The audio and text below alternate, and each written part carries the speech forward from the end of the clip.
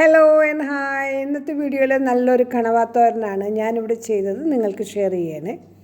അപ്പോൾ അതിന് വേണ്ട ചേരുവകൾ എന്തൊക്കെയാണെന്ന് നോക്കാം. ചെറിയ ഉള്ളി, സവാള, കറിവേപ്പില, പച്ചമുളക്, പിന്നെ ഒരു പിടിക്ക് തേങ്ങാപ്പുളി, പിന്നെ ഒരു 7 പീസസ് കണവയുണ്ട്. ഇതിനെ നമ്മൾ ചെറിയ സ്ക്വയർ പീസസ് ആക്കി ഞാൻ കട്ട് ചെയ്ത് വൃത്തിയാക്കി സ്ട്രെയിനറിൽ വെച്ചിരിക്കുന്നതാണ് നിങ്ങൾ കണ്ടത് കേട്ടോ.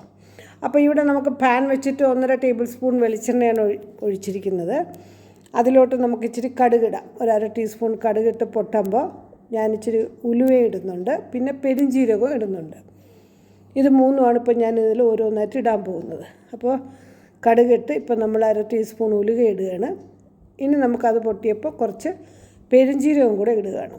ശരിക്കും ഇനി ചെറിയ ഉള്ളിയാണ് ഇടുന്നത്. ഇത് ഈ ഒരു കണവ പല രീതിയിൽ വെക്കാറുണ്ട് ആൾക്കാർ. പിന്നെ ഇതിൻ്റെ പേരും പല സ്ഥലങ്ങളിൽ പലതായിട്ടാണ്. കൂന്തലെന്നും ഒക്കെ പറയും. നമ്മളിവിടെ ഞങ്ങളിൽ ഇത് കണവ എന്നാണ് പറയാറുള്ളത് കേട്ടോ. അപ്പോൾ ഞാനിപ്പോൾ ചെറിയ ഉള്ളി ഇട്ട് നന്നായിട്ടൊന്ന് ഇളക്കി അതിൽ എന്താ പറയുക, പച്ചമുളകും കറിവേപ്പിലയും കൂടെയൊക്കെ ഇട്ട് ഒരു 2 പച്ചമുളകാണ് ഞാൻ അരിഞ്ഞെത്തിയിരിക്കുന്നത്. അപ്പോൾ നന്നായിട്ടൊന്ന് വഴറ്റി പാകത്തിനുള്ള കുറച്ച് ഉപ്പും കൂടെയൊക്കെ നമുക്ക് ഉള്ളിയിലിട്ട് നന്നായിട്ട് വഴറ്റാം. സവാളയും കൂടെ ഇപ്പോൾ ഞാൻ ഇടുകയാണ്. എന്നിട്ട് നമുക്ക് ഉപ്പും കൂടെ ഇട്ട് കറിവേപ്പിലയും കൂടി ഇട്ട് നന്നായിട്ട് വഴറ്റിയതിന് ശേഷം ഞാനിതിൽ കണവ ചേർക്കും. അപ്പോൾ നമ്മൾ ഈ ഒരു കറിയിൽ നമ്മൾ വെള്ളമൊന്നും ചേർക്കുന്നേ ഇല്ല. ഈ കണവയിലുള്ള വെള്ളം തന്നെ ഇതിൽ ഊറി വരും. അപ്പോൾ അതിന് വേകാനുള്ള പാകത്തിനുള്ള വെള്ളം അതിൽ തന്നെ ഉണ്ട്. അപ്പം ഇപ്പം ഞാൻ ഉപ്പ് ഇട്ടിട്ടുണ്ട് പാകത്തിന്.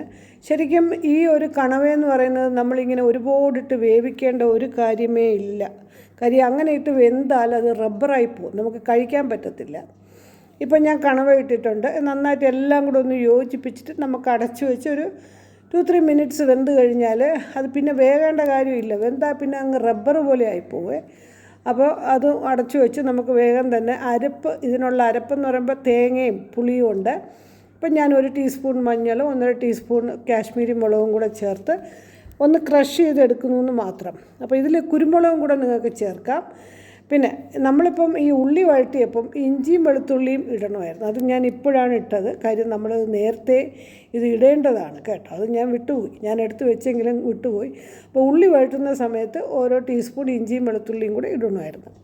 ഇപ്പം ഞാൻ അതും ഇട്ട് നന്നായിട്ട് വഴറ്റിയതിന് ശേഷം ഈ അരപ്പും കൂടെ അതിലിട്ട് നന്നായിട്ടൊന്ന് ഇളക്കി യോജിപ്പിച്ച് നമുക്ക് അടച്ച് വെച്ച് ഇതിനെ ഒന്ന് വേവിച്ചെടുക്കണം സ്റ്റീമിൽ. അത്രയേ ഉള്ളൂ ഇതിൽ. അപ്പോൾ ആ വെള്ളമെല്ലാം ഒന്ന് വറ്റി കിട്ടണം.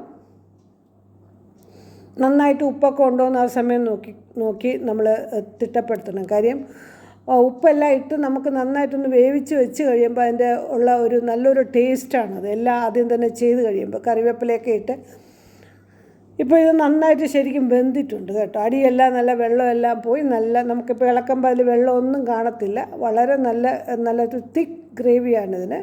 നല്ല കടക്കായിട്ട് നല്ലൊരു സൂക്ക പോലെ ഉണ്ടല്ലേ. അപ്പോൾ ശരിക്കും നമുക്ക് കോരി വെച്ച് കഴിക്കാൻ പറ്റിയ കണവയും അതുപോലെ വളരെ സോഫ്റ്റാണ്. അപ്പം ഞാനിപ്പോൾ ഇതിൽ ചപ്പാത്തിയിലൂടെ ഇത് കഴിക്കുകയാണ്. ശരിക്കും വളരെ ടേസ്റ്റിയാണ്. നമുക്കിതിങ്ങനെ ചെയ്ത് നോക്കുമ്പം ഈ ഒരു രീതിയിൽ നിങ്ങൾ പ്രിപ്പയർ ചെയ്ത് നോക്കണം. തീർച്ചയായിട്ടും നിങ്ങൾക്ക് ഇഷ്ടപ്പെടും. വീഡിയോ ഇഷ്ടപ്പെട്ടാൽ like and share and subscribe ചെയ്യാനും മറക്കരുത്. Thanks for watching all my videos. By.